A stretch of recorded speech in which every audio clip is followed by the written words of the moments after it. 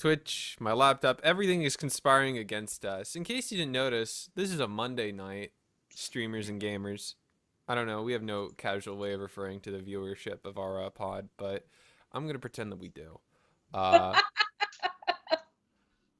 It's a Monday night because, man, seasons change and so does life, and the schedules that life requires that you follow in order to continue having one. And so now we're doing Monday nights. Otherwise known as my school classes had to be on a Tuesday night from 6 to 9 p.m. So some of us are getting an education in a field that leads to potential jobs in the future and is kind of sort of prioritizing that, which I guess is fair. Don't worry, any nights I can't make it, you could just pull down that robot you made of me. Yeah, you know, I will, except I was such an exact replica that they've gone off and they've started working on an anthro degree. It's really upsetting, actually. Yes! Can't Do you wait have to meet any him in the idea field. how many student loans I had to help them sign? I had to help them fill out their FAFSA. I'm technically their dad. Luckily, I don't make too much, so they're probably going to get a lot of support on that one. I mean, I've got two parents and I put myself through college, so they can do the same. They better. They better. I expect some serious work ethic from my robot daughters. Too bad they don't have the bonus of having a degree right out of high school like I did. It's so rough. It's so rough. They don't have that foundation point. They don't even have like a GED or anything. They just have like just their gumption, really. That's all that they're going at this with. They don't even have a GED, but they're going to college. You know, your robot's really impressive, I gotta say. She's trying. You know, they're all trying their best. They're kind of trying to. Wait, they all? How many robots? I told you there was a few of them, and they are all kind of working their way through college by like, you know, selling their servers to work in as part of VPN networks mainly. A couple of them are doing, you know, hard processing for animation studios, rendering, technical effects, stuff like that. It's all very exhaustive stuff, so they don't really sleep, they just kind of plug themselves into the network at night. Well, fellow newbies, we are totally off point, and this has nothing to do with the show we watched. We're here to talk about the movie Galaxy Quest. Yes, that was an extended intro for the stream viewers. Back to the audio people. For those of you not in the know, I am Noah, and I'm your host today. With me is your newbie for the day, Tigereyes45. Hello, Tigereyes45. Welcome. Thank you for being a newbie. Hey, Tigereyes45, I have a simple question for you. It's just a plain old one, and it's really important that I know what's coming. As a massive nerd, answer this. Look at me in the eyes and tell me how you, as a massive nerd, growing up at the dawn of the 21st century, How could you possibly you didn't catch Galaxy Quest? No, I honestly didn't. How did you not catch Galaxy Quest? You want to know the fucked up thing? How did you not catch Galaxy Quest? My stepfather and I watched a lot of horror movies and like classic sci-fi movies together. Yeah. So all of Alien, all of the Predator series, and The Fifth Element even. Oh, yeah? Like, I know what The Fifth Element is. I've seen that dozens of times, but I have never seen Galaxy Quest until today. How? I guess it didn't come on. Most of the it's Tim Allen. That's the guy who plays Jason. That's his name, right? The guy who does the voice acting for Buzz Lightyear. Yeah, it's Tim Allen. He's Jason Nesbitt.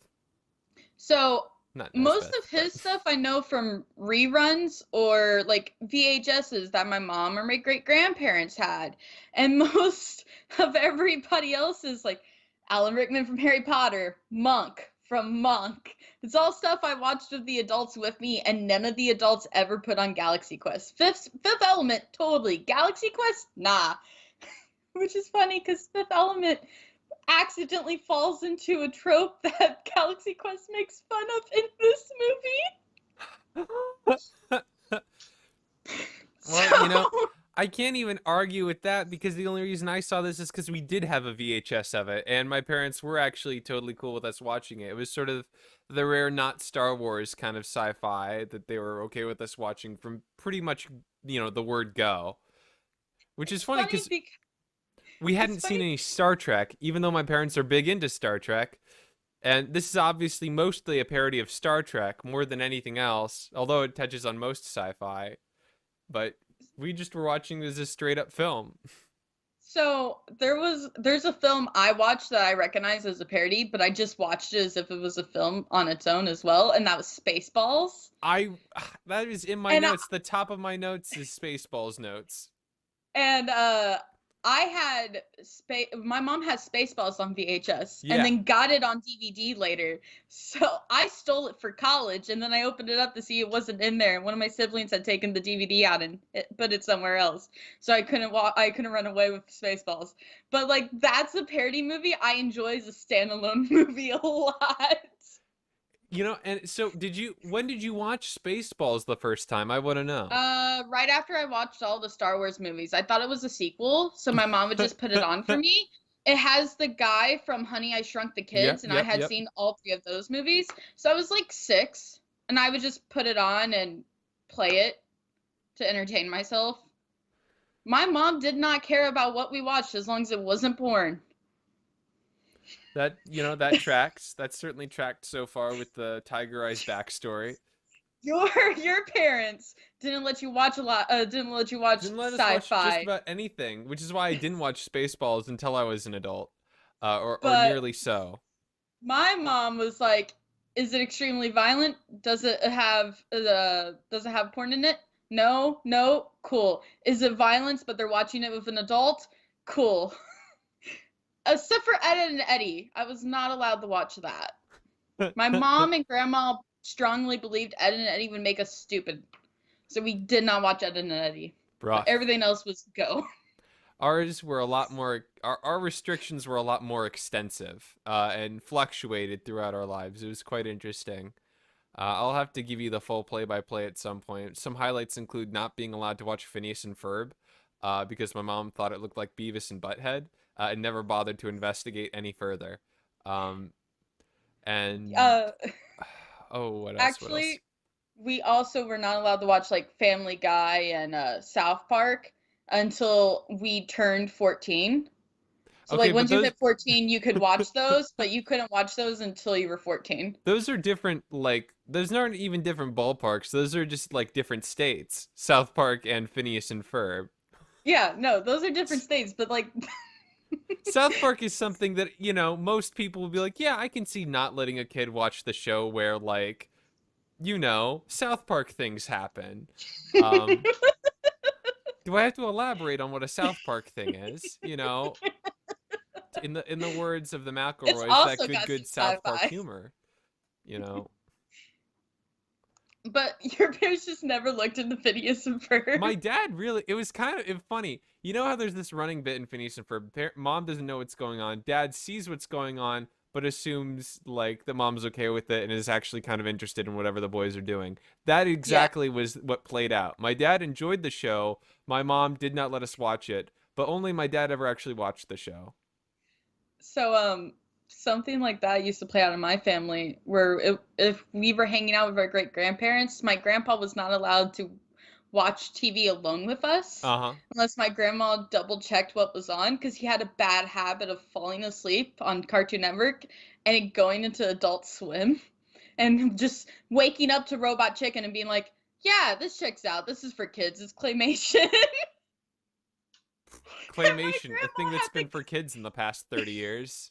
And my grandma had to keep coming in and checking on us to make sure we actually turned the TV when he fell asleep so we weren't watching Adult Swim. Oh, man. Oh, man. So the point I was getting to was just that, like, as I was starting this rewatch, because I've seen Galaxy Quest so many times, I was worried that I just wouldn't have much to talk about.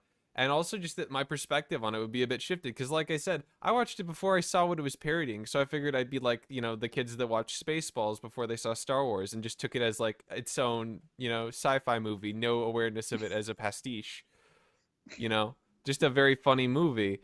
But I think it's very anyone like that. frankly, it's kind of tricky to imagine anyone ever doing that with Spaceballs, but also just with Galaxy Quest specifically, since it's not just a sci-fi story. It is very specifically a sci-fi story about people who make sci-fi stories and the people that like people that make sci-fi stories and all of that. It's got a lot going on in that sort of field, and we'll break down into that discussion further on. But I can understand somebody watching Galaxy Quest before seeing Star Trek, in a way that I would find it uncommon for people to watch Spaceballs before Star Wars, simply because Spaceballs is more inappropriate than Star Wars is, and Galaxy Quest is extremely kid-friendly. Super kid-friendly. There's not a lot, like, that's obscene in this movie, so I could totally see somebody watching this before watching Star Trek. Apparently they just went back and, like, it originally had a bit more of an edge to it, and they kind of trimmed down the language a bit to cut down on what would have been an R rating. Like that scene, this is a famous one, everybody that's seen the movie is rolling their eyes right now, but where they turn around and Sigourney Weaver and Tim Allen's characters are having to go through the bowels of the whatever the ship's name is called. I can't remember off the top of my head. The NSA Protectors or something like that. They're going through the bowels of the Protector, and they turn a corner, and there's just a bunch of chomping mechanical bits slamming up, down, left, and right.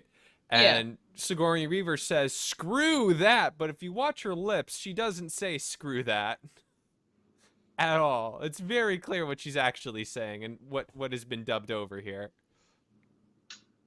I really do like her call out of whoever wrote this made a bad episode. This episode was badly written.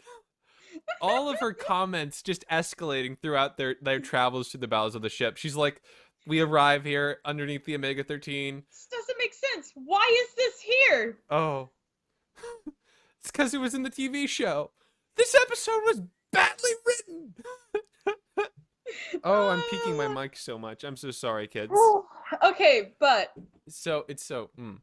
Anyway, the point I'm coming around to just being funny. A funny show. And something that's got. Anyway, so what happens in Galaxy Quest would be a good place to start, I think, for the people that haven't watched the actual movie before, which would be surprising to me. I know that the catchphrase of the show is like framed kind of sort of sarcastically, kind of sort of hyperbolic. You didn't catch that, but genuinely, you didn't catch that? I mean, Galaxy Quest is kind of big. I cannot stress to you how much my mom is not a nerd. She's just not. She had phases. Her sister had phases. I was a kid while they went through those phases, and I saw what I saw, and this sci-fi was not one of them. But Star Wars was cool. It was like something her parents knew too. She grew up with Star Wars, so I saw Star Wars. She didn't like Star Trek. She didn't care about Star Trek. She didn't care about Galaxy Quest. I don't know what to tell you, dude. Okay, but yeah, your mom may not be a nerd. Tiger Eyes, you are a nerd. A massive nerd. I know. You were sitting in front of a shelf of, among other things, a stuffed animal from Mass Effect. His name is Grunt. It's Baby Grunt. I got him at PopCon, and I literally posted a picture saying, it's me and my baby, and I had half of my relatives ask, when did you get pregnant? Oh God, are you okay? No, but seriously. I am a nerd. I'm surprised. Just that, because this is kind of one of those things that gets brought up kind of in nerd discourse. It's where we get things like the phrase Thermian argument, and it's got so much to say about like fandom and nerd relations. So, this is going to be a shock to you. I have heard about this movie maybe 3 times in my life. Really? It does not get brought up a lot. One time was when my grandma referred to, what was that sci-fi movie Tim Allen was in? And she couldn't remember the name of it. Buzz Lightyear of Star Command, The Adventure Begins. That's actually what she ended up putting on for us. But another time was when I first started watching Farscape like a year ago when you brought it up, somebody mentioned it in a Farscape tag. And then my dad knew it as a movie Sigourney Weaver was in that he thought I would enjoy, but we never put it on because we never had the DVD. So I didn't even know it was going to be about actors accidentally going to space. I had no idea what this movie was about, which you can see in my notes because I'm like, okay, this is typical. What's the joke here? And then I realized they're all actors and they know they're actors. What's the joke? This is pretty straightforward. What's the funny part here besides, what it is? Oh, no, it's just a show. Yeah, it's a show. Okay, so they're playing all of it up. That's cool. Yeah. As the movie opens, the first few minutes are very straightforward, clearly inspired by the original Star Trek series. Pretty bog standard science fiction. It made me hate almost all of their characters. It's scene. Very straightforward, very flat Galaxy Quest adventures here. Yeah. As we get introduced to the whole crew and their deal on the show. And you hated them, really? I didn't hate them. Hate is a strong word. I did not like most of them. Alan Rickman was funny. The kid seemed genuinely excited to be there. And so their characters were cool. Monk had like this pasty makeup on, which looked really weird. Pasty and Monk. Then Tim Allen, his lines were so dry, and I did not care. Jason, the captain's lines were so dry, and I did not care. Yeah. I no. And then Sigourney Weaver didn't get to do anything. It's it's all. So I didn't enjoy the opening. It's establishing very much a baseline of what we're going from. Yeah. Here's the show. Here's some of the tropes. Here's what the interactions were. Cut to where we actually are. The year is 1999, and we are at Galaxy Quest convention number 17 or something.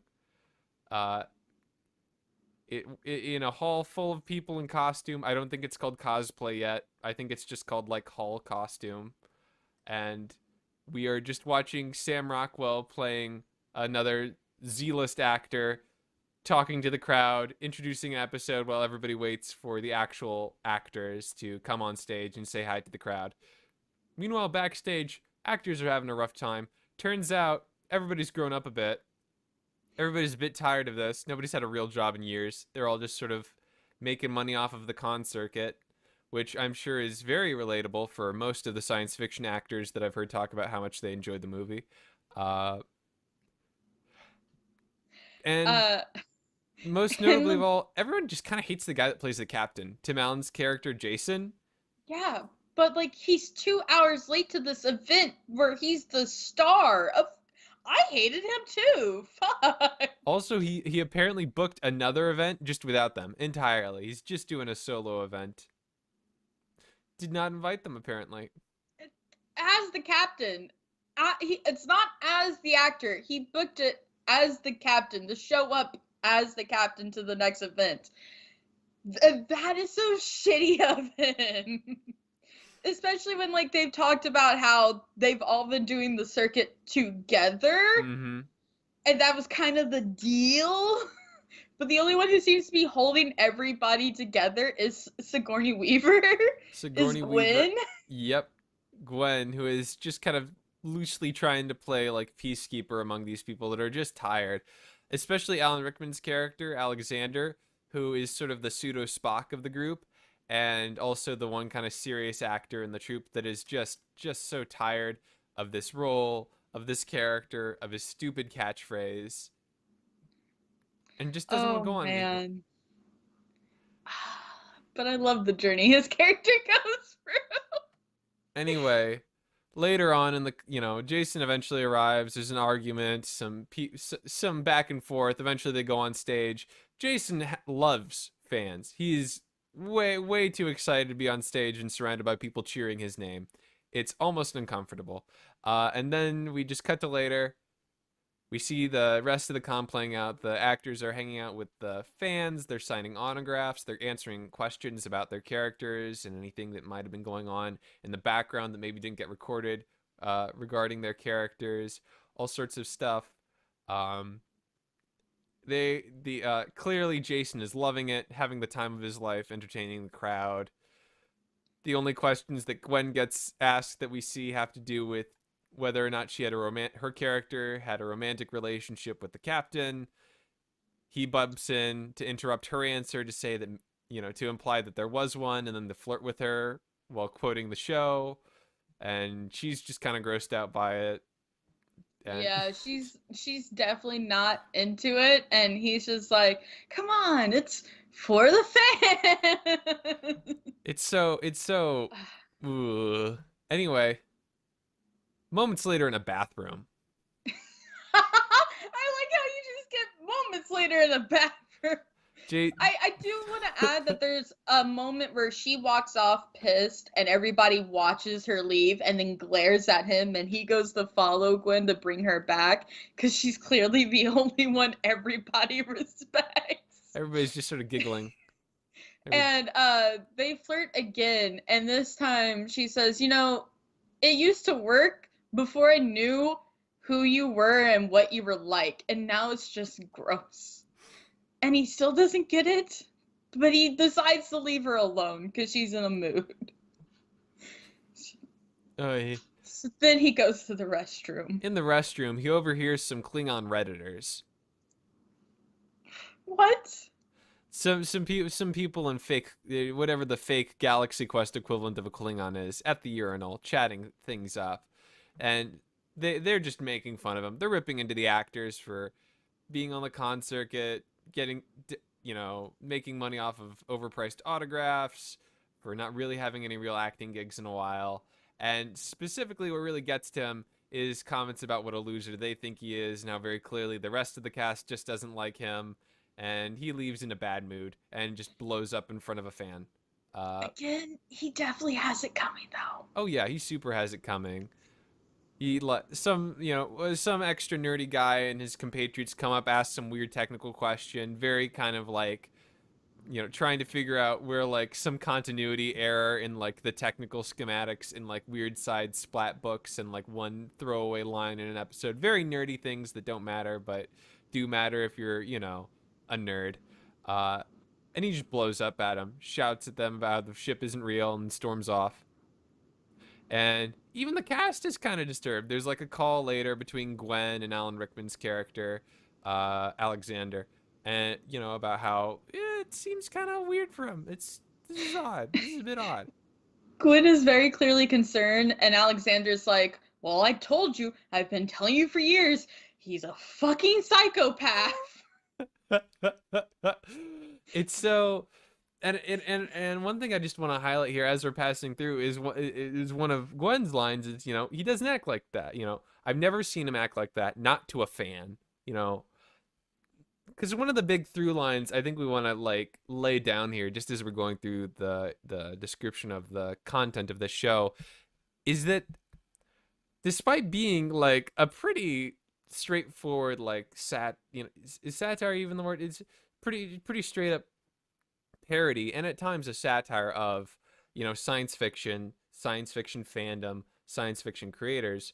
It does not hate anything. It does not hate anything in science fiction. It does not hate fandom at all. In fact, more than anything else, this movie is extremely empathetic towards fans and fandom, and is much more about trying to see creators treat fans better than anything that that critiques fandom as an entity. Which is I don't know. To me, that's surprising, and I definitely wasn't Definitely. expecting it. I was totally waiting for like the fans to be seen to be like portrayed as like assholes at Yeah. some point. Besides just the two in the urinal, like I was waiting for it, and it never came. And it kind of made the show even more fun to watch because I didn't have to worry about like being made fun of while I watched it. And like, Yeah. don't get me wrong, sometimes that's funny. But then other times you have shows like Supernatural where they make a whole character just to mock their fans. It definitely, yeah. That sucks. You keep expecting there to be a joke at the expense of the fans and the people at the con to be like, oh, look at these losers. Oh, look at how weird it Yeah. is that they care about this. At no point ever does the film ever even insinuate a joke about how weird it is that the fans care about this stuff that they're asking these characters about. That never comes up. And I think that is genuinely fascinating and something that I hope we'll get into a bit more, because I think it's really significant to me, especially given where this film goes, especially where it gets to in places towards the end of it with characters like ᴗᴗᴖᴗᴖ. It really, it is, undeniably through and through, you know, absolutely, no hate for fans or fandom in this. And that's really interesting, especially where we've come to today Yeah. in terms of I fans creator dynamics. So if I can cut in real quick. Yeah. After they leave and Gwen and Alexander have had their talk, we see Jason, Tim Allen's character. Jason is his actual name. We see Jason drinking and just watching reruns of the show and moping in his house. And the very next day, he wakes up to a group of fans who had talked to him at the con, trying to get him to come help save their world. Standing there watching him in just a nightshirt, drunk on his floor. And I just have to say, if the show was made this year, that would not just be blown right past. There's, Like yeah. it literally just goes right past. Like, of course they're there. They're trying to like save their people. They're being eradicated. They're going to go to any lengths. But like that would have definitely been used to as like, hey, don't fucking do this, because there's definitely more of a real chance of it happening nowadays, I feel like, than there may have been back when the movie came out. All there is just a throwaway line that Tim says, because he's still under the perception that these are like some weird role players or something that just want to hang out Yeah. with the commander in like their fake set or something. And Yeah, so that he like just says, you shouldn't have come to my house, and then immediately proceeds to invite them into his house so he can get some pants on and get ready to go out. yeah, he just assumes that they want to hire him for a job for the set they made up, but they never mention money or He just like assumes that they like hiring him. talked to his bookie earlier. I think there's a line he says about something like that. And so he just gets up, gets dressed, and leaves with them. Just gets into the limo that they rented per his request. And it just gets on in. They start summoning stuff out of nowhere to hand to him when he asks for like a Coca-Cola and whatnot. And then they go to space while he takes a nap. And he wakes up in space Turns on out what he thinks is the set. Turns out we realize, oh, this is real. Oh, this is real. These are real aliens. He's still convinced that these are just nerds with a set. He goes on to the set. They tell him, oh yeah, we've got negotiations. They're very urgent. Our people are being annihilated by this guy, Saris. Here's our long backstory that you slept through. Can you help handle our, talks with him so we don't get totally blown up? He sits down in the set, he thinks. Once again, we are covering a sci-fi topic that talks about genocide and eradication of an entire species. It does come up a lot. That comes up a lot in sci-fi. What's with sci-fi and genocide? Discuss. I think it's because sci-fi explores themes of colonialization only in a space format, and that's why it gets mentioned, because, let's be honest, colonialization led to a lot of attempted genocide, and some that actually was carried out. Yeah. Oh, for sure. Oh, for sure. I mean, that's the name of the game. Yeah. But it's definitely interesting that it comes up so often. Jason just laughs. Well, he doesn't laugh it off. He just goes right past it, not realizing it's actually happening. And then goes, yes, yes, very sad. What are my lines? And nobody tells him. He's like, okay, I'll wing it. He's just like, yeah. And he does such a kind of a bum job too. Like, he doesn't get into his uniform when they ask if he wants to. Like, if this was really what he thinks it is, he's a real loser and kind of a heel because he probably charges a lot. He comes Yeah, in, he just kind of makes he like compliments but also kind of makes fun of the sets and the design and doesn't really get in character. it's all and like I think it's because he was still bummed out on what happened the day before is why he refuses to get in the costume or anything. But you're right. If it actually was the situation he thought it was, that's kind of a shitty thing to do. If you're just going to be in pajamas, just saying random shit, telling people to blast guns when when you're talking to Sarah instead of actually listening to what's happening. He just says, just blast lasers 1 and 2, and then we'll be good. It's so, yeah. I And think it it's just because works! he's super hungover. Like, just drank himself into, another realm last night. I don't think he even cares anymore. The fact that this is an exact replica of of their ship from the show, and it works exactly like the ship on the show, and firing off those guns actually do damage Saris's ship Never before they occurs just to him. take off. That's hilarious. I love And that. then he just, like, walks out after starting, a firefight. with Uh, with and the alien that's trying to kill all of these aliens. Like, what the fuck, guy? And then, he goes out. They're like, hey, he's like, hey, where did I go? Where's the limo? And they're like, oh, you wish to return to Earth? Really? Okay. Here. Lead you to the exit room. Here, have a space cell phone. We just kind of assumed you would stay, but okay. We'll call you if we need you again. And he's like, yeah, absolutely. You guys have been great. And then they leave him alone in the room. He looks around. He And then messes with the suddenly, phone he has. a loud cracking noise. And the big old space doors open up. And he gets a massive planetary view of an entire solar system outside. I do gotta say, that looked fantastic. Oh, Like, that scene it's outside so. looked great. It's old graphics and you can tell it's old graphics, but like that's such a beautiful scene Mhm. outside. That was so well done. I loved it. In the theaters, they took it to another whole nother level. Like, you know how the movie starts in kind of like old fashioned television format?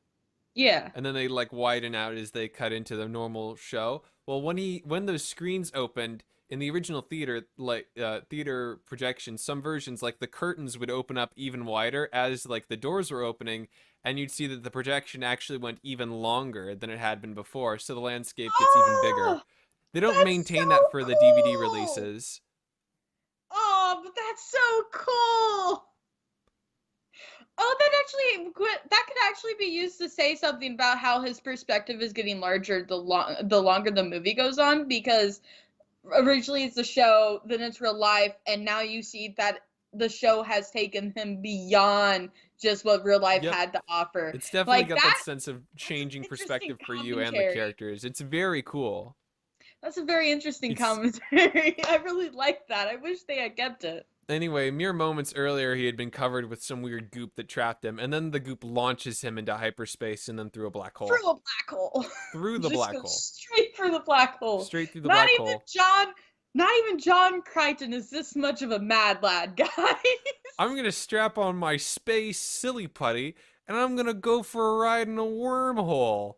Like To a be mad fair, lad. he did not know he was going to be doing any of that, but the aliens who created the technology totally did. And they seem it as perfectly normal.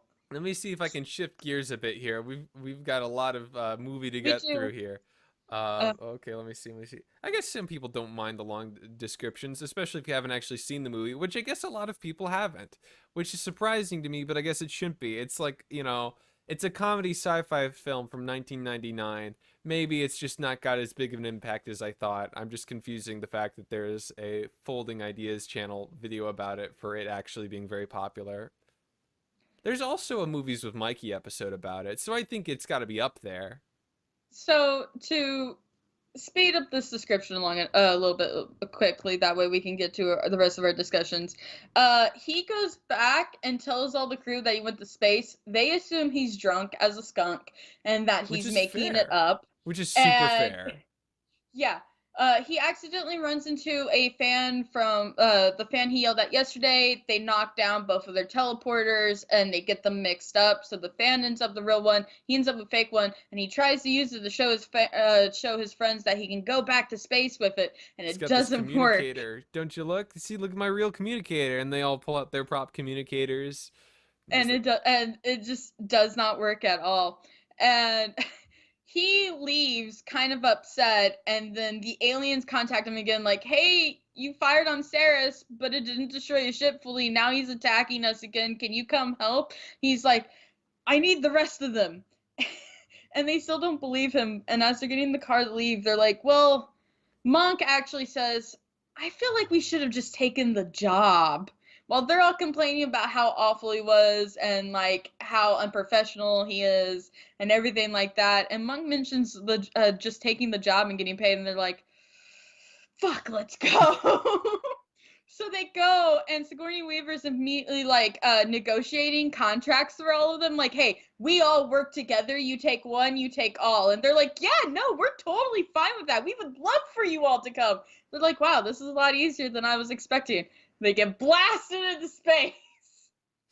Plus, a random guy from earlier, his name, he calls himself Guy. He makes up a character name on the spot for his character. That is literally and he goes his to space name. With his them name too. is Guy. That is his first name. That is his first name. Guy Fleegman. I thought he was making it up. Nope. Because when they were asked, who are you? He's like, I'm Ensign, Guy. It's very, like when the Thermians are trying to figure out who everybody is, he starts to give his character name because he was on like one episode of the show as a red shirt. And he's like, crewman number Guy. My name is Guy. It's so, yeah. Anyway. So the crew gets on board the starport, and Tim Allen, who has been there for all of like 30 minutes more than them, already knows everything. Starts giving them the tour. Everybody else is freaking the fuck out, and Monk's just like, yeah, I'm ready to go. Let's do this. So, here's the skinny. The Thermians, these aliens, have been watching the show. I'm sorry, they've been watching the historical documents from Earth. And they have designed their entire culture and its technology around it. Which, if there's a better metaphor for obsessive fandom than that, I don't know it. They have built the ship. They have built all of the technologies on the ship from the show. They have constructed devices to make their cephalopody selves look like humans, just so they can further resemble the show. It's so much. It's so much. And of course, here's the clincher. They think that all of the actors are their characters and that they all know what they're doing and that they are all well equipped to save them from what is certain genocidal doom. They even refer to Tommy as the boy genius. But he's a grown man now. So it's so much. It's so much. Oh, Laredo, how you've grown. Okay. The performances on these Thermians, I'm going to pause again. I'm sorry. I'm going to pretend that these people that are listening really enjoy the summaries because I'm going to stretch this one out. I lied. The Thermians, their performance is par excellente. It is... It makes you feel so awkward. It is a beagle cilantro. It is excellent. It is... Ooh. They're just, like, they're so awkward. They're clearly uncomfortable in these human suits. They, like, walk lifting their, like, left and right limbs together in unison. They clap vertically. They laugh with their tongues in a weird... It's so... It is so much. And it is so, Dwight Schrute is one of them. it is just, Dwight Schrute is one of them. Dwight Schrute is one of them. The mom of the Blueberry Girl from Charlie and the Chocolate Factory is one of them. They're the guy that recruits Deadpool to be an experiment in Deadpool is one of them. It's so The guy who dies in Lake Placid is one of them. it's so much. It's so much. They're just I don't know who the movement and vocal coach for the Thermians was who came up with all these ideas, but they're not getting paid enough. Like that is excellent. So the Thermians have the crew now, and so they get to finally use the upper half of the ship. They've only been using the bottom half of the ship where everything else is because they didn't want to like take over the crew's spot. They literally said how their previous commander tried to be a leader and they got captured and tortured. It's very rough, and there's death. definitely this sense that, like, as a result of having built, like, throughout the movie, we get this sense, you know, that as a result of having kind of built their technology for humans, they don't really know how to use a lot of it. And also, the humans don't really know how to use a lot of it. Shh, don't worry. Shh, It's don't worry. ringing. And like, yeah, and like you said, they struggle to find, like, to build their own leadership. They don't really have any confidence in themselves, which is why they're getting outside help. Anyway, this should go well. Oh, man. On the flight deck for the maiden voyage of the new version of the Protectorate, which I'm going to pretend is the name of the ship. I don't think it is, and I apologize to all the Galaxy Quest fans that are writing in the comments right now that it's not the Protectorate. Can you Google that while I continue on this description? Yeah, I can. Thank you. So they got on the ship, and after a great deal of stress, they somehow managed to get it out of the space garage with only one very, very large scratch. And off they're flying, away from Thermia, which turns out is a mostly annihilated world, with like one like small cone of surface and crust and internal structure remaining, most of it just a starport. It is in bad shape. It's Protector 2. Okay, it's the Protector 2. It's just Protector, not Protector. just Protector. So they fly off in the Protector, go meet up with Saris. Jason tries to negotiate, but he's already fired on the guy, and so it's things time go, to die. Things go poorly. Rockets get fired on them. They try to escape in a cloud. Turns out the cloud is a magnetic minefield, and they go through the minefield. Tommy doesn't know how to fly this, so it's going very poorly. Whole ship gets bad stuff. Scene reminiscent of the explosion of the Enterprise in Star Trek 3. It's all not good. It's all actually quite bad. They run out of fuel. They have to go down to a new planet to get beryllium so they can refuel. It's just before the beryllium like stop off that they learn, or is it before? It's before they meet up with Saris, isn't it? That they meet up with, that they learn about the torture of the last leader. Anyway. Yeah, they're at lunch. That's when they learn it, and then it's meet up with Saris, and then it's the mine. That's also where we get a little bit more discussion of a device that's been mentioned before, but hasn't really been gone into detail. Something called the Omega 13, which was some space MacGuffin that never got resolved because the original Galaxy Quest show got canceled, and so nobody knows what it does, but the Thermians built it. Somehow. The show had enough detail that they could build it. They could build it, but nobody knows what it does. Saris wants it. And they refuse to use it because the readings say it could be a bomb that will destroy the entire galaxy. Woof. Don't you hate it? It's funny because later on in the show, there's two sects of fans. There's the fans that believe it's a bomb like the Thermians, and then there's fans that believe it's a time travel device that takes you back 13 seconds. I wonder what that could be foreshadowing. Anyway, obviously, this is a Star Trek parody show, so we have to do an away mission. So they do an away mission. They have to go get a new beryllium sphere, which is their power source.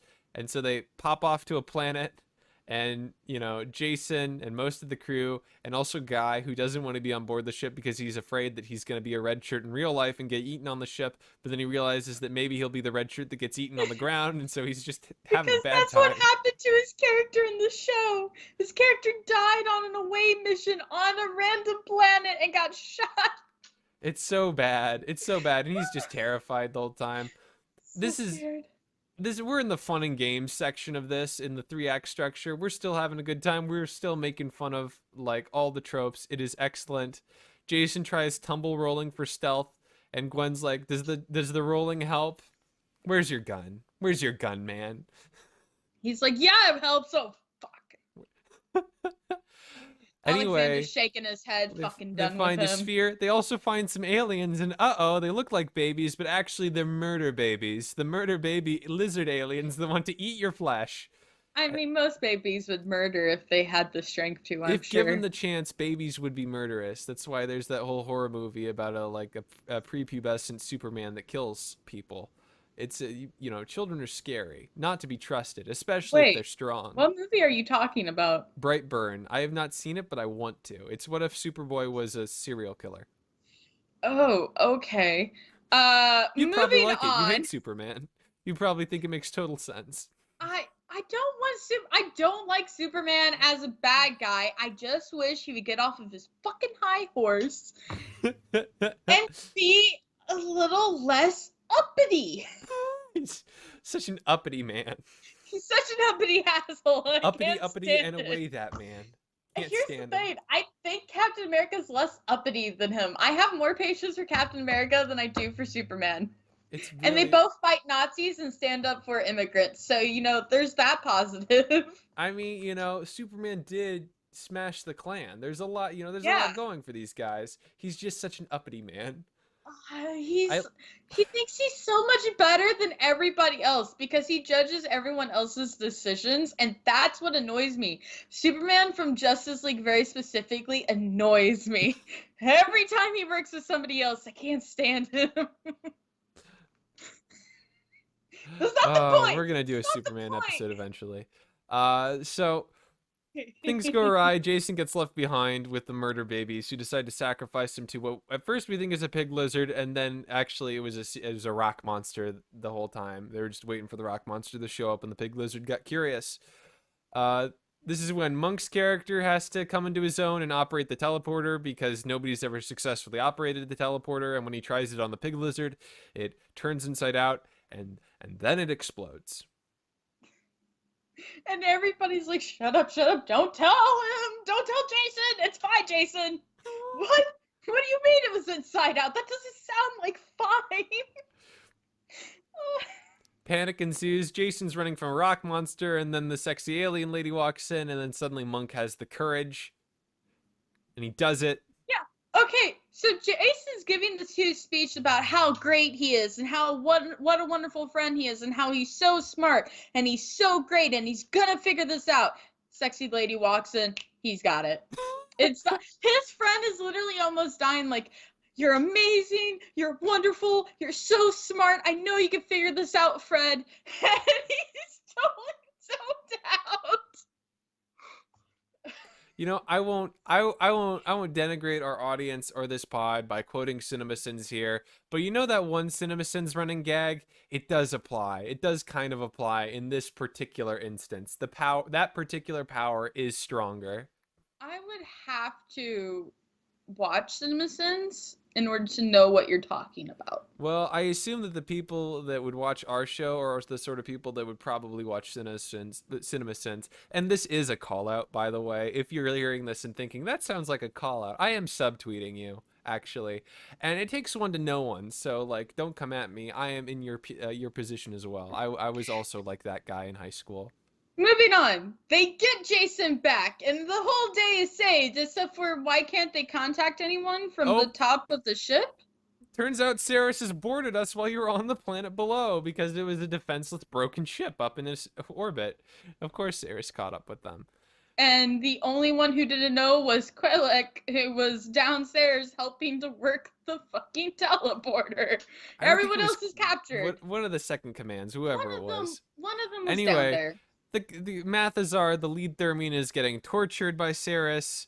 All the actors have been captured and are also about to get beat up and tortured because Saris just wants to know, what is the Omega-13? Is it a bomb? Is it a booby trap? Tell me, what does it do? And he wants to use it. And he wants to use it because he's a genocidal maniac, you know, as you do.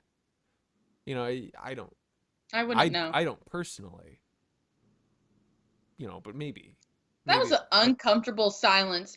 Anyways, so they're all captured and they've got to come up with a plan because they're about to get spaced. The Thermians are losing air slowly. The clincher sequence here, we can't skip over this though.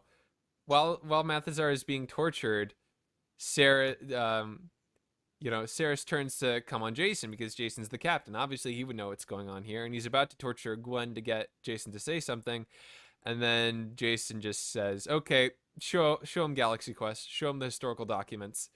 And Gwen, who is, we haven't mentioned only person the computer listens to. There's this running bit where the computer will only listen to Gwen because that was her like one made up job on the ship, because so no one else can talk to the computer. Anyway, she tells it to play the Galaxy Quest records, and it starts with the theme song and the main intro sequence, and Saris gets it like that. He figures it out in an instant. What is going on? What's up with the Thermians? What's up with these weirdos that are so odd and don't seem to be capable of like leading this ship? And he thinks it's hilarious. He thinks it's just the funniest thing ever. He's got this great line, you know, you have done more damage than I ever could have.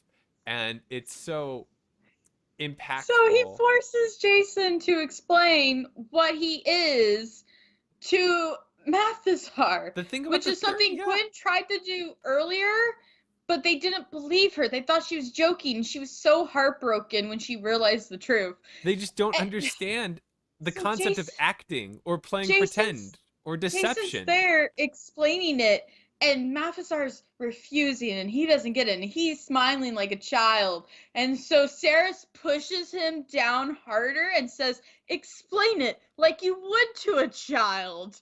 And then you just see Mathazar's whole world fall apart. He's on this table nearly dying, bringing humans onto a ship. That is the whole reason why his people are being hunted down and murdered, and the only reason why any of them are still alive also. It's so bad.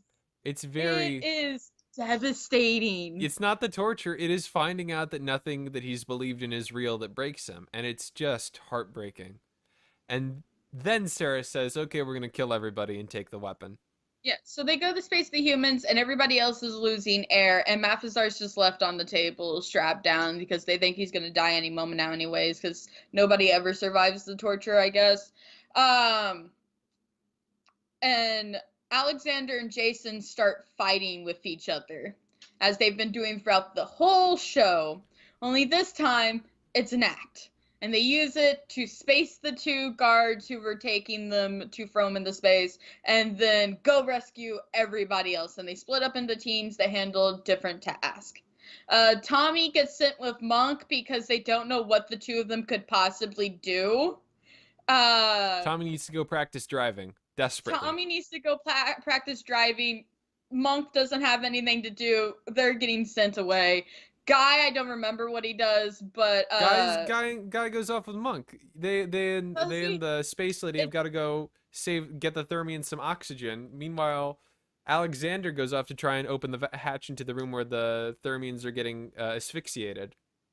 Yeah, and Sigourney Weaver and Jason are heading into the bowels of the ship to stop the reactor from blowing up. Yeah, because the computer can't shut it down because either the computer systems or the connection that the computer had to the reactor was cut off. So, fortunately, even though neither Jason nor Gwen know how to shut down a reactor, they do know somebody who does. And Jason flips open his space phone and calls the space phone he left back on Earth, which you'll recall was with a super nerd by the name of Justin, who my family have told me memorized. He and his buddies get on a whatever the 1999 equivalent of a Skype call was, and start guiding them through the bowels of the ship, and through the What were process you we're about to shutting say? off the reactor. What were you about to say about your family and Justin? My family has said that I resemble Justin. I've been told that if I resemble a character, it's Justin.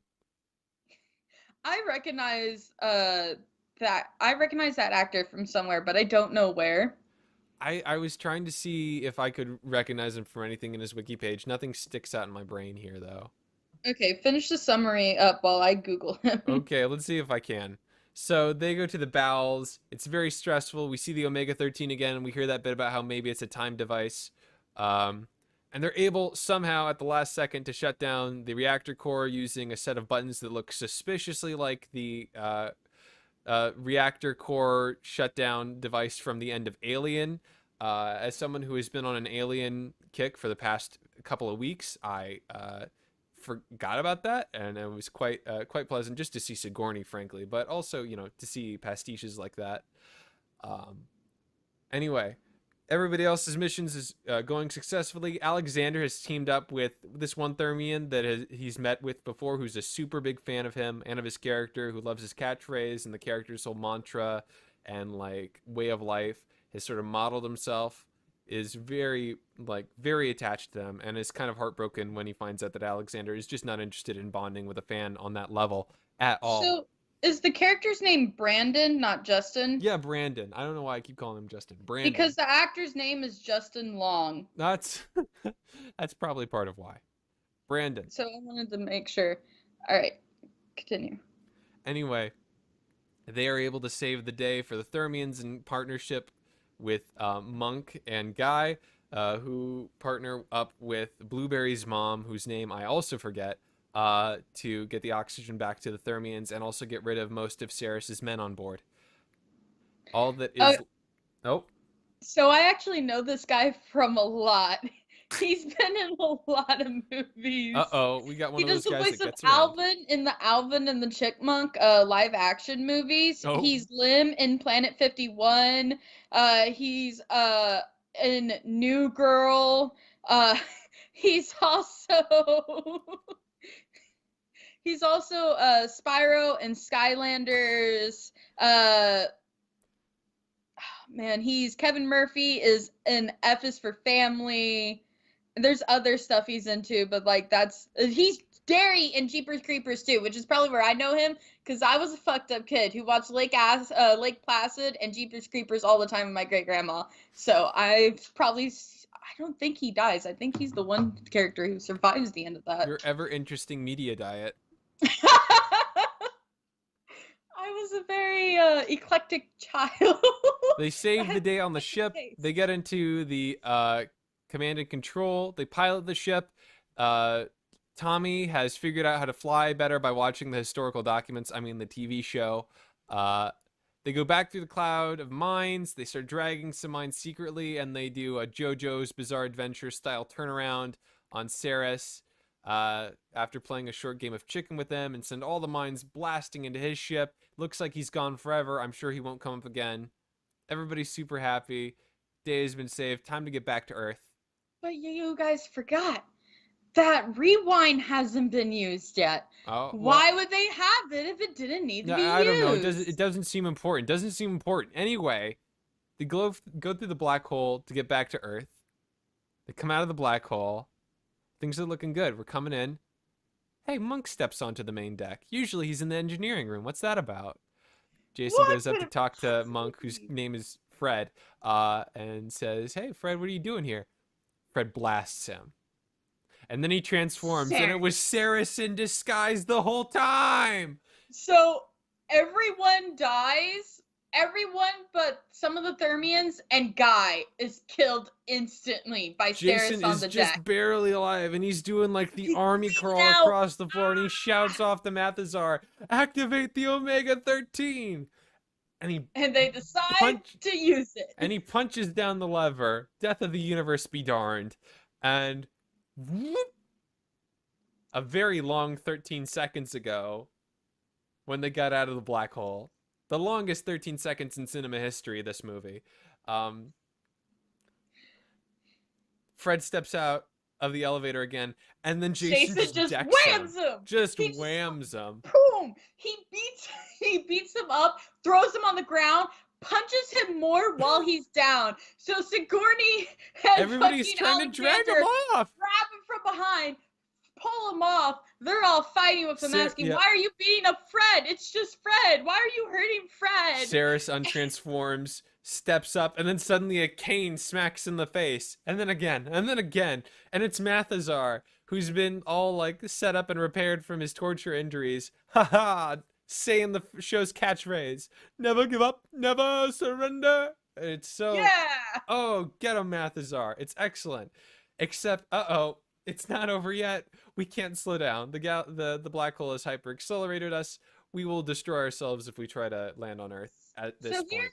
This is how the Protector is 2 ships, because the top of the ship, which is where the command staff is, can be launched off and the ship can still fly perfectly without it. They have a secondary. It's 2 different ships. This is the bit that they have taken from the second Enterprise, which could actually split into a disc in the rest of the ship, I think. Except there is no disc here. The Protector is just kind of like a thingy. So the Protector gets launched into the convention where we're being reported on the news how a lot of fans are upset and are leaving because they didn't show up for the final day until they crashed into the con building right at the panel where they were supposed to be, where they were in the first one. The exit door is perfectly level with the stage. They get announced as they walk out. Super disoriented, in smoke. Somehow nobody is dead.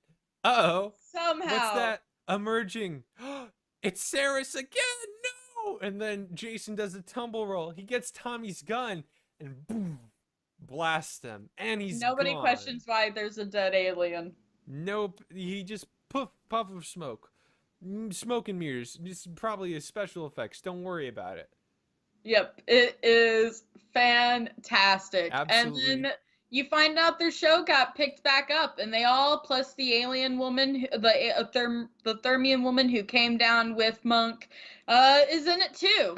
And Guy's in it. He's a regular character. He's the new security chief. I can't stand Guy. Out of all the characters, he's the one I disliked from the very start, and I stayed disliking the whole time. It's so great. It ends on this big old trailer, and then cut to black. And that's it. And that's Galaxy Quest. And that was the first hour of this pod. 26 minutes left to talk about it. Yeah, if that. But it was worth it, frankly, I think, because it's such a good movie. Sorry, let me just orient myself. I got kind of vertigo from seeing your eyes roll so quickly. It's a good movie, I would argue. A very funny movie that is worthy of a place of honor in the halls of sci-fi films.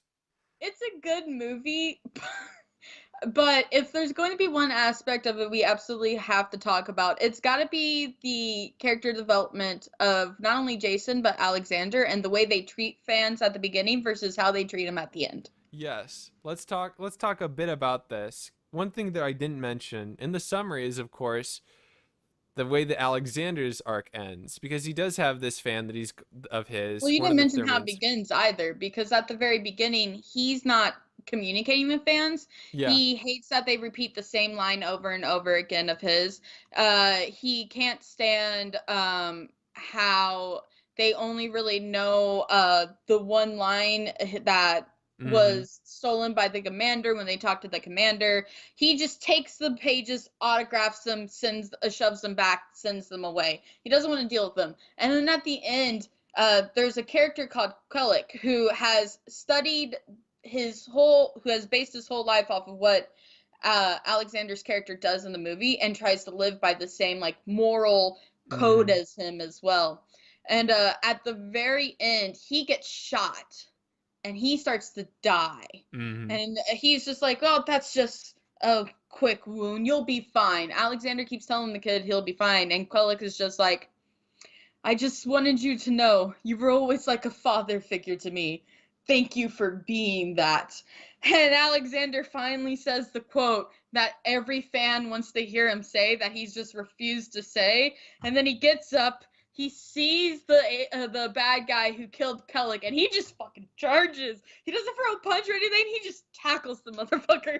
It's so intense, and it's such an interesting arc from start to finish. And every time I watch it, Qualic's death still gets to me. And when he sits down and he says the line, it really, it's still impactful. And it's definitely one of those great moments. It's sort of like how in Coco we keep hearing the first few bars of Remember Me, but it never, nobody ever sings the full song and never really has its impact until we hear it get sung.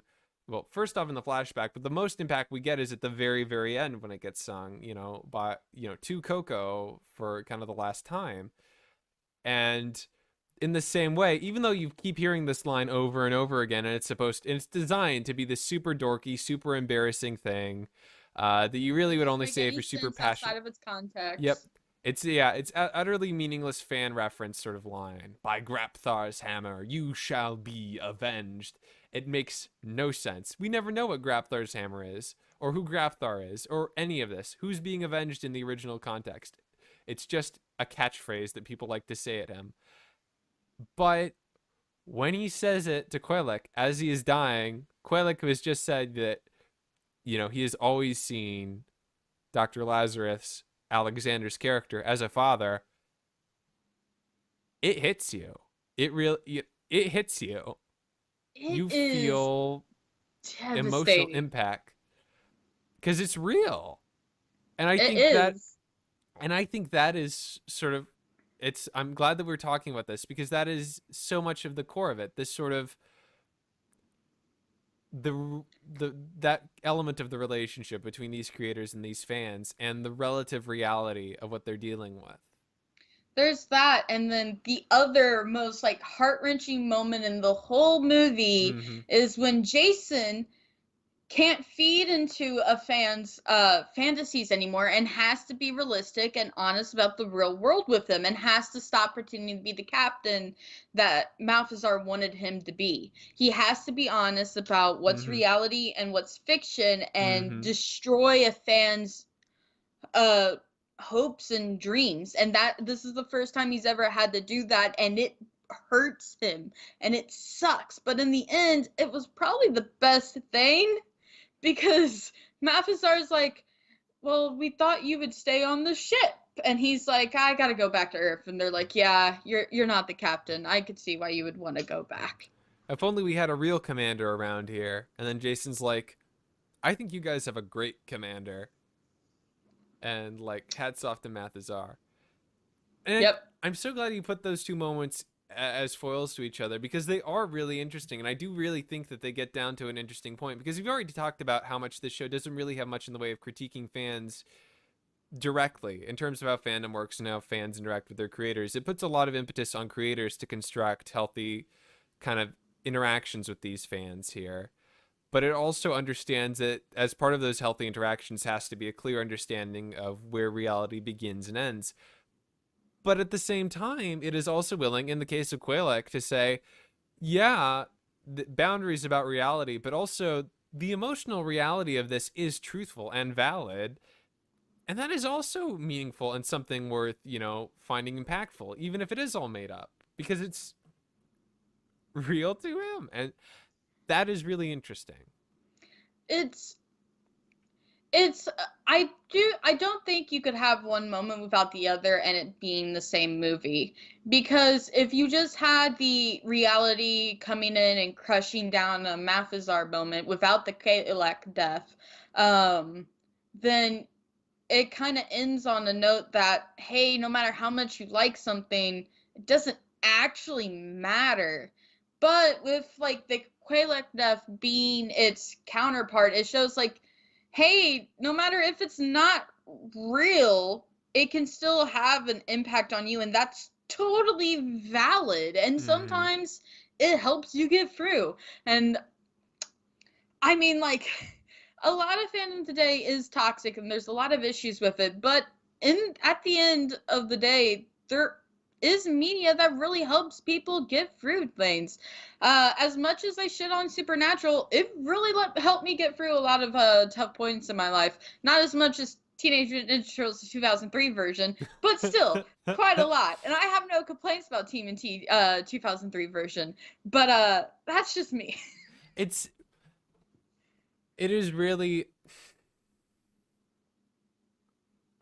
I don't know. It's so, I guess I just struggle to talk about this movie from any specific angle, because so much of what it like covers like explodes into so many different subtopics that I am also engaged with, and I have trouble not, starting on one and not winding up somewhere else, because I really do appreciate this notion of embracing what a show means to people, and that can be genuine for both the fans and the creators, even if the show is, again, even if the show isn't real, obviously, embracing the show in the way that fans do, in a way that doesn't even really make that much sense unless, on some level they have to think that it's kind of real, that's kind of passion and engagement, the way that it is clearly shown as healthy, and as something that can be healthy and can be meaningful and can be something that is worth the deepest sort of kind of human to human respect.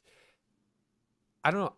I think what makes me appreciate it so much is because, like you said, so much of modern discourse is rightfully so about, unhealthy fandom dynamics and relationships, about fandoms that are toxic and hateful towards creators or people that are kind of later invited to be creators and receive the brunt of a lot of malice and genuine, bile and violence. And a movie that is about that sees these ultimately as relationships that are healthy and that can be made happy, so long as kind of the people ultimately empower which it sees as the creators. And you can make arguments that that's not really the case anymore, if it ever was. But it says that if if these relationships are approached with a respect and with kind of a shared passion for the subject matter, that they can be beneficial and, good for everyone involved. That stands out to me. And I think that it is part of why I think Galaxy Quest. I have a Guardians poster across the room from me. I should get a Galaxy Quest poster. I'd love that. It is why I think that Galaxy Quest is probably going to stand the test of time really well, and I think has already. Because fandom is only going to become more prevalent. Yeah. And is an experience and is a perspective that I think has only become more worth remembering. So there are only really 3 characters. There's 3 characters with like character arcs in this movie. That is Jason, Alexander, and then Malthazar. Malthazar has to learn to be to be a leader to his people in the absence of the humans. Alexander learns that, hey, just because you have all these issues with Jason does not mean he does not actually see you as a friend, because his whole thing is that he's always mad at Jason because Jason stole all of his best lines, which is why he only gets remembered for the hammer one, and how Jason has such a great relationship for the fans that they all love him, but they don't appreciate Alexander's character enough. And you see that, no, like, people cared about his character too, just because they praise the captain more vocally, or they get along with Jason, with the actor more than they get along with you, does not mean that your character was undervalued in any way. That's the lesson he has learned. And Jason has learned that no matter how much you play into like a fan's fantasy, the real world's always going to come crashing back down, and you gotta be willing to face that and be like, hey, it's still a good thing that you enjoyed this, but there's other stuff going on too, and you have to be more reliable, because again, he starts the movie showing up 2 hours late and then making fun of Alexander for having a panic attack. It's very yeah, there's the separating reality for the fans, but also really for him, because his first blow up is shouting at a fan like, no, it's all fake, it's not real, that, right? It's like talking to himself. There's a moment where that lesson he has to learn gets hinted at in the very beginning of the movie, because while the rest of them are getting introduced, him and Alexander are the last 2 who are called on stage. So he has Alexander outside pinned, like, hey, you can't leave We need to go out there and show the fans that we appreciate them. Meanwhile, in the auditorium, there's a scene where Jason's character has Alexander's character pin going, "No, you're going to make it out of this. You're okay." It's like almost the exact same position too. One Yeah. where they're as allies, one where they're as enemies, and then at the end they come together and stand right next to each other, proud to be next to each other at the end as well. And I love that. He starts so much in this weird, like, twisted, fractured fairy tale version of the show's dynamics, and then they evolves into something a bit nicer, healthier, and with a clear perspective on, oh yeah, I was not too hot, and maybe we need a better dynamic here. Yeah. Both of them realize that maybe they've been judging the other one too much, and I just really liked it. But there's only 3 characters for character development. My one critique of the show is that Gwen doesn't have much of a point besides to make fun of Jason and keep everybody else there, because they would not have come along if it wasn't for her. A lot of witty And observations and quiet and, jokes, less lampshaded ones at the expense of, like, how women are portrayed in sci-fi. yeah, and part of that is purposeful. Like, that is why she's there. She's the token female character. They are making fun of token female characters. Hence why the longer the movie goes on, the more she starts to show her skin and her outfit gets torn apart.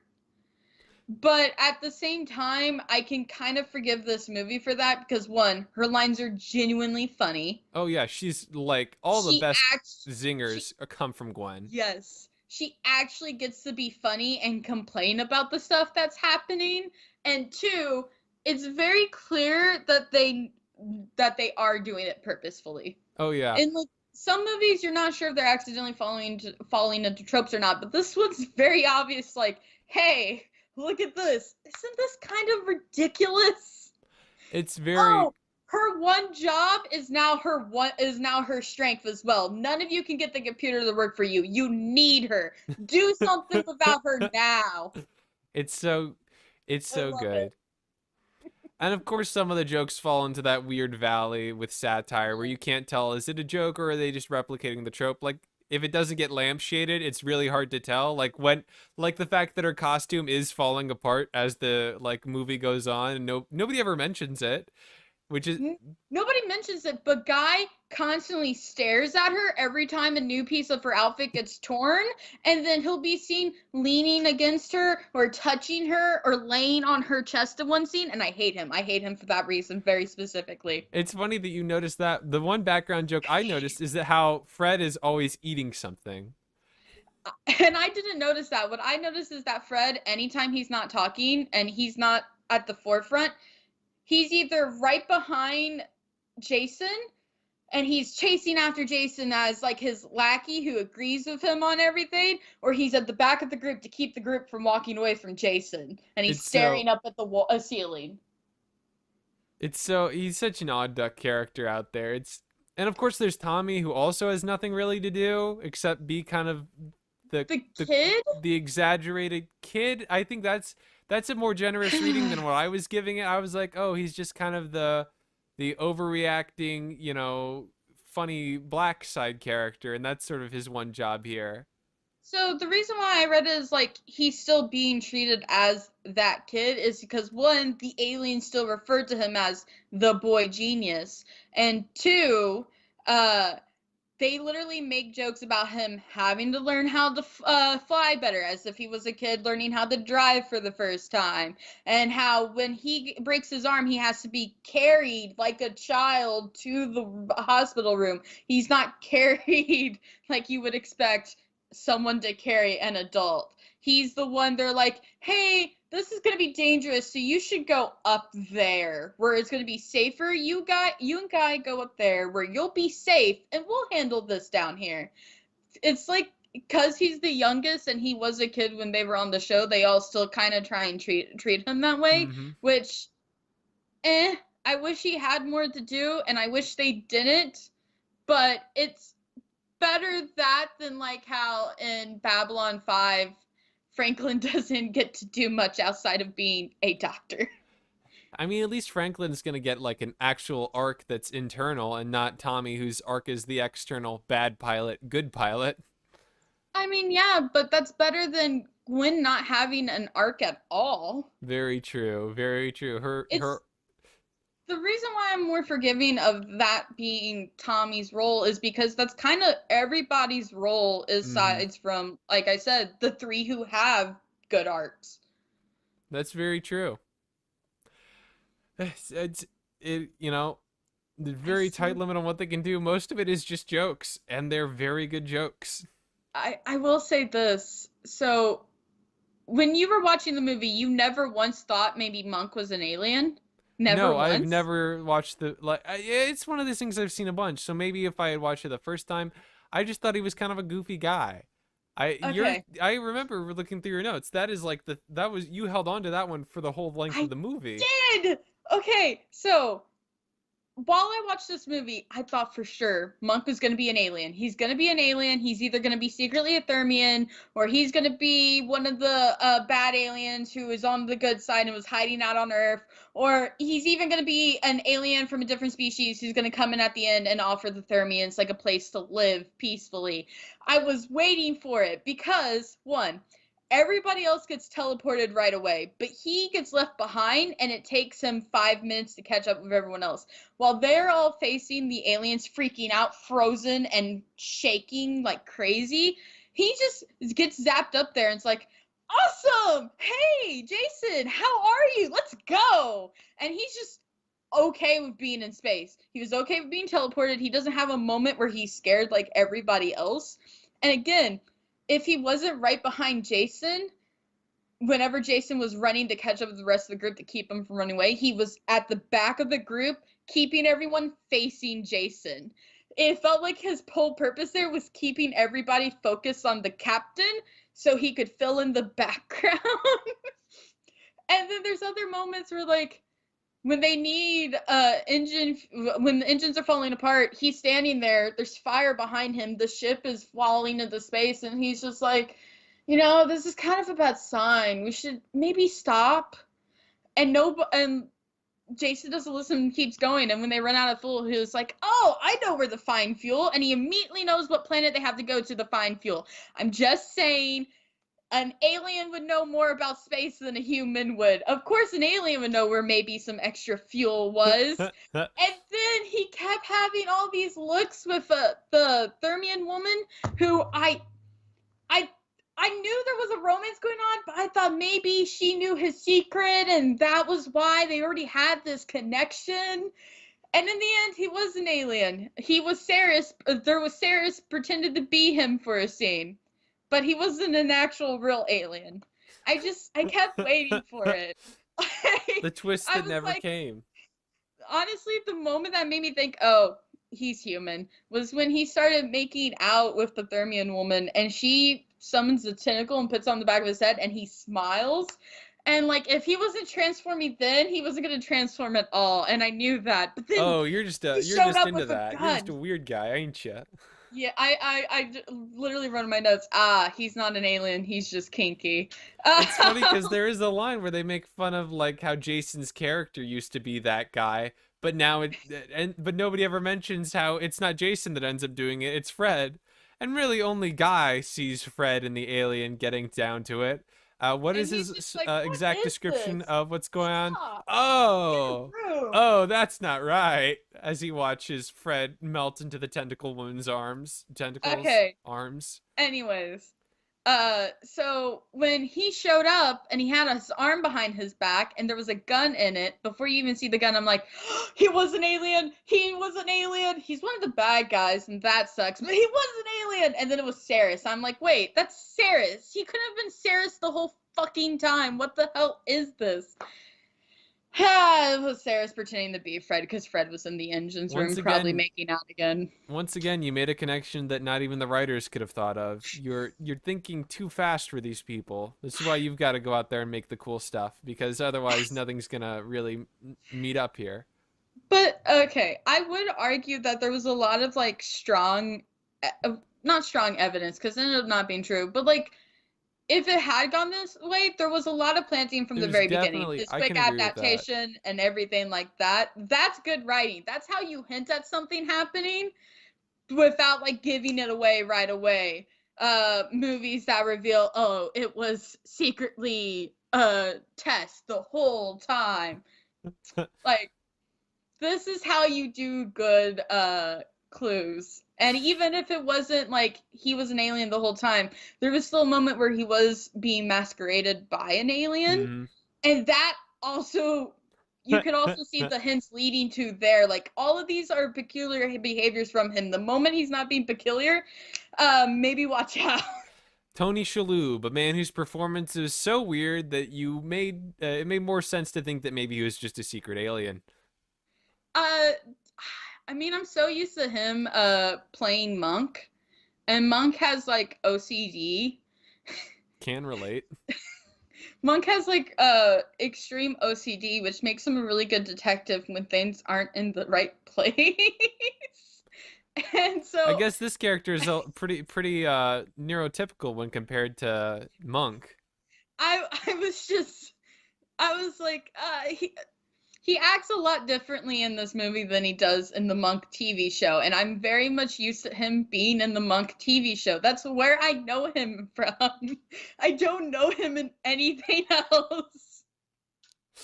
Oh boy. It's just such a funny movie. It's just such a funny movie. Fun. So let me just here's my reflection off the top of my head. Galaxy's Quest, I keep saying it's good, y'all. Maybe I spend too much time promoting really corporate art here on this podcast of ours that could promote just about any art, but this bit of corporate art here, this is good corporate art.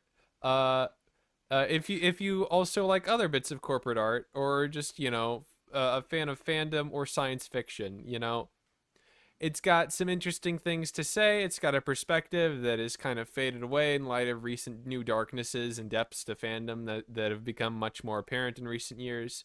But also, like Tigereyes said, it's got a fun world, and fun characters, and it makes a few funnies that are pretty humorous. Just a few, though. Just a few. My dear newbie, what did you think? I enjoyed it. It was funnier than I was expecting it to be. With that opening, I was really not expecting to have a good time, and I did. If I had to rank it, I would not rank it above Spaceballs, but it's pretty decent too. At some point we're gonna have to watch like the '60s Batman, like something that is just that intro, but like extended to a full show, and that's the joke. I don't think we could do that, because if you remember, you made me watch that in the club, so I don't think we could do that anymore. We could watch the TV show though. That was just the movie. We could watch a season of the TV show if I really wanted to torture you. I don't enjoy old Batman. I think it's too goofy. I don't enjoy super goofy things, but I also don't enjoy stuff that's like all depressing all the time. Is why I'm like slugging through Farscape season 3. Oh man, which is why we're gonna stop on season 3, by the way, probably. And you can go to 4 if you want. And hey, we could even watch the Peacekeeper Wars if you're really down to get clowned. Probably. But it's anyway. There's also going to be another update. From now on, do you have anything else on the show you want to say before we get to the technical stuff? I would recommend it for people who enjoy sci-fi and know the tropes that are being made fun of in the movie. If you enjoy Sigourney Weaver, you're going to enjoy her character, even if she doesn't get to do as much as I would like. Worth it for the Sigourney alone. For Alan Rickman, come on. How many fun genre fiction, movies can you watch nowadays with Alan Rickman in it and not feel just a bit weird? Just a lot weird. Just very, very bad. But hey, Alan Rickman in a fun genre fiction movie that you don't have to feel weird about watching. Why would you feel weird about watching Alan Rickman movies? Not Alan Rickman specifically. I mean, like the role that he's most famous for portraying, and the larger. Severus Snape. I hated that character, so I don't enjoy him in that role. I watch him in everything else. Everything else for the Alan Rickman. I need to watch that one movie where he's an alien, an angel at some point. Oh yeah, no, that's a good one. Oh boy. Anyway. I've seen that, but I haven't seen Galaxy Quest until today. Yeah, who's surprised? What I am, apparently. I'm surprised. I don't know if I'll ever learn. You know, we talk about how I don't watch stuff. I watch everything but certain stuff. This podcast only works because we both mutually don't watch a lot of stuff. I watch a lot of stuff, thank you. It's just a lot of random things.